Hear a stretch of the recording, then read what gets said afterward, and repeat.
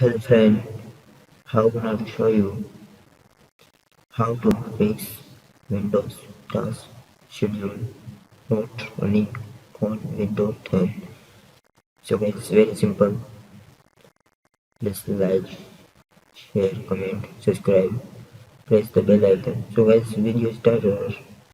So click on search service.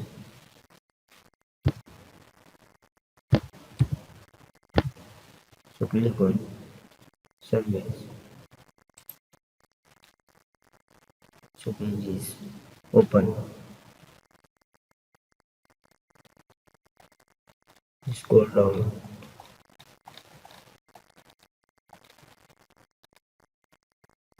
So guys, is task schedule queue.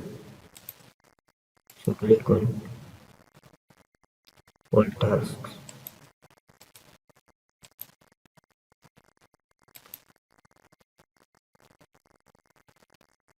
So guys, this automatically.